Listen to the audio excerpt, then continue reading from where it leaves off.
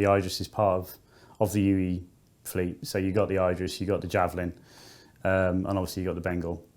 So they're the big boys, the big guns as we called them. The original kind of idea and concept came from a collaboration with Chris and Ryan Church at the time. It started off as a much kind of smaller ship to what it is now. You can look back on the internet actually and find the original kind of concepts for that ship. It's small. What we initially did was we set it up as a small ship basically. So we followed all the guides for small ships. So like it's divided into chunks: body, nose, left wing, right wing. We put all the hard points on it just to make sure it could function like that. And then we started working towards setting up the interior. So we tried to get all the interior objects inside it. But then that's where we started encountering some of the initial early technical limitations, where loading the Idris was taking ages. We were using, they weren't object containers, they were something else, I've forgotten the name of them completely now. But like what was happening is they were trying to load and they were loading just piles and piles of files that they really shouldn't have been doing, which was slowing everything down. So we had Steve Humphreys, one of our coders, he spent a while and he set up creating these object containers which we could just compile a bunch of these items into like a chunk of the ship and then export that.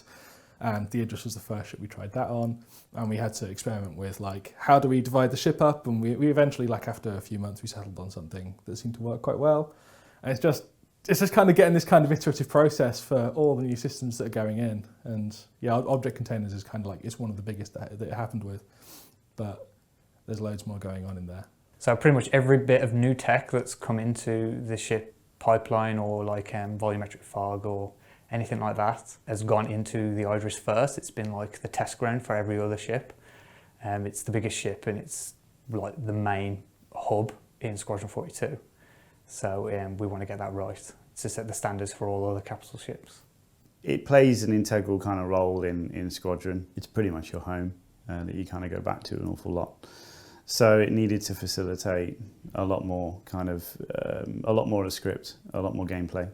So over time it kind of grew. It was one of our obviously highest priorities. So we had to work out from pretty much the inside out, like the layout of the ship from scratch, to facilitate not only kind of decent gameplay, decent gunplay, balancing the gameplay as well from a PU perspective, but also facilitating all the things that are required in the script. And that's really cool actually, because it kind of feeds your inspiration as to what kind of various areas can be. So, it feeds, we need a reactor room, we need a briefing room, we need a med bay, we need all these things. And it's kind of subconsciously fed into the design theory of every other ship that we've made since. So we've got these kind of archetypes now that we really kind of push through as much as possible to make sense of each ship, and I think the Idris was the first to do that correctly. Beyond being a ship, it's almost a flying level. I mean, I've heard discussions of people being like, oh, we could totally turn this into like an FPS level in space because the ship's so big, and maybe one day that'll happen, maybe they'll do something with that, but like, it's huge for a player ship.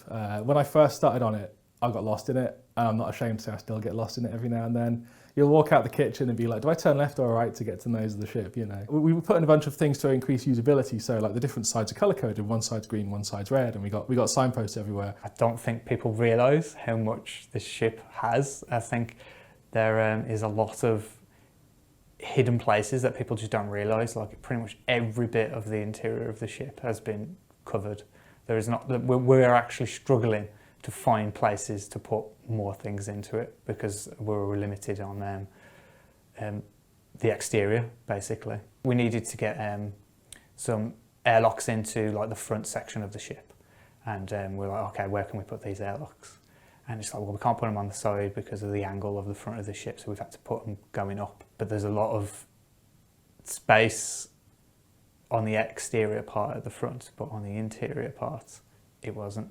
It's a bit tricky. We had to juggle a lot of rooms around and stuff and remove certain sections of the ship that didn't make sense anyway, to fit certain rooms into it and just rejig things around. And I think it's all for the better. Because this ship is like very heavily used in Squadron, the interior was kind of set in stone when I first went onto it. So for a lot of the newer ships we've had set up, we've kind of been able to set up like, this is the engineering bay, this is the living quarters, whatever. For the Idris, it's also very small. It's not quite that clear cut. It's kind of everything's right next to each other and it's all very sort of tightly packed into the ship. But I mean, you start off with the hangar at the very base of the ship, and it's huge. You can fit 3 ships in there, and there's cargo capacity along the sides of the hangar as well. along with cargo lifts to go up into the hangar bay on the floor above. But you then have like a couple of staircases which will take you up to the main deck of the ship. Pretty much everything else on the ship is. You've at the nose, you've got like turret rooms, you've got the medi bay. Behind that, you've got like the living quarters, the captain's quarters, the kitchen, and behind that, you've got the more engineering side of things. So you've actually got the engineering room itself. There's airlocks back there. There's a briefing room as well if you want to just like talk to people and sort something out for the rest of your crew. And at the top, you've of course got the bridge, which is its own like self-contained beast with 11 seats in there, plus a radar, or the hollow globe. It's just big and complicated. It had a lot of interesting challenges. I think the original version of the hangar had, for example, like the main access for the hangar was right in the middle of the hangar. Like these ladders came down out of the ceiling, which baffled me at the time. So it was really kind of working out kind of interesting ways where you can clear that runway space, and it is a runway at the end of the day, but also open up access to, it's the heart of the ship, so open up access to the rest of the ship. And I was very kind of keen at the time to open up as many kind of portals of opportunity, I kind of call them, where you can see through into other sections of the ship. So you can walk out of the hangar, for example, you can walk for a good 5 minutes and you kind of double back on yourself, and all of a sudden you're looking back down into the hangar. And there is a degree of, you know, when you land, you look up and you can see these areas and it's like, okay, I want to get there, which feeds into the narrative of certain kind of chapters in Squadron as well. So it's really kind of cool to just kind of link all that together. So when you're in this kind of hectic kind of hangar environment and you're looking up and you've got this kind of cool, calm habitation area, the two conflicting is quite an interesting thing to look at. And it makes the ship feel, even though it's huge, it kind of makes it feel a bit more personal. So we had many challenges, because we had obviously Squadron 42, which it features heavily in Squadron 42. It's your home base. It's where you come back to after each mission in the game. And it's where you can have a lot of downtime to get used to talking to other characters, getting to know the people on the ship, to try and get like this like emotional like connection with everyone. It's your main base essentially. So Squadron 42 is probably one of the main ones we've been gearing it towards, and then the Persistent Universe is just stemmed from the Squadron 42 version of the ship. Collaborative gameplay is probably like where this ship is going to excel in compared to other areas. You're going to need a big crew to run the ship. It's not like any other ship in the game. You're going to need a hefty crew support with this ship. You can't run it on your own. It's so big. To get from one point to another can take 5 minutes. And you're going to need to be able to communicate with the rest of your party. You need a crew to really fly this thing. We've got a bunch of like seats on the bridge, and what we've done is each seat has a different priority. So the pilot seat has priority over the engines, and if the pilot seat is then left unoccupied, if you have a co-pilot sitting in the co-pilot seat, they have priority on the engine. So the pilot can, I don't know, if they get killed or go away or something, then the co-pilot will take control and do a lot of the flying for you, but they also will be able to do their own thing with their terminal.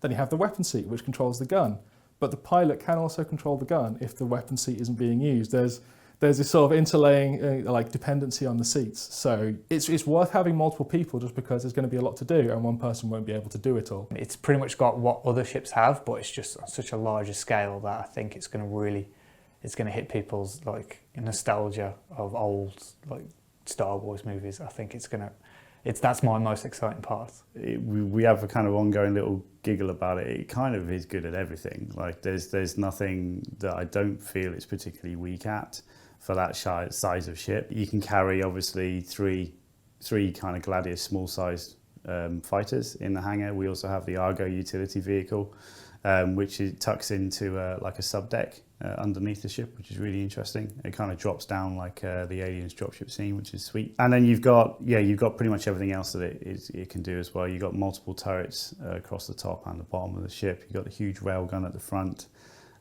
Plenty of cargo space to the side of the hangars. It's a level. There's so much stuff in this ship that's actually physically flying through the universe with people sat in it, and all the VFX are staying with it, and all the fog's staying with it, and all the usables are staying with it, and all the components are staying with it. Everything in there moves, and is interactable, and this thing's flying at light speed through space. So it's really impressive, and you just get these moments like when we were playing, you know, that demo over and over and over again in the run-up, and then you get these breakthrough moments where they switch the camera to one guy at QA, and he was just sat there looking out of the side window of the bridge, and they were just leaving orbit, and you're just like, okay, like, but you get these moments that completely kind of change your attitude to things, and it kind of makes you want to go even further.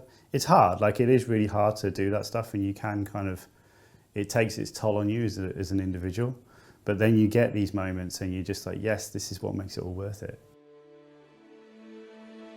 The Idris, originally envisioned by celebrated concept artist Ryan Church, is one of the signature ships appearing in the upcoming Squadron 42.